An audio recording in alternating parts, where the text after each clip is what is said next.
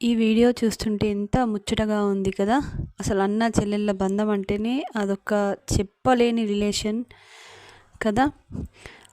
But అదే అన్నయ్యకి పెళ్ళైన తర్వాత ఆ వదిన వస్తుంది కదండి. అందరు వదినల గురించి అయితే నేను అనట్లేదండి.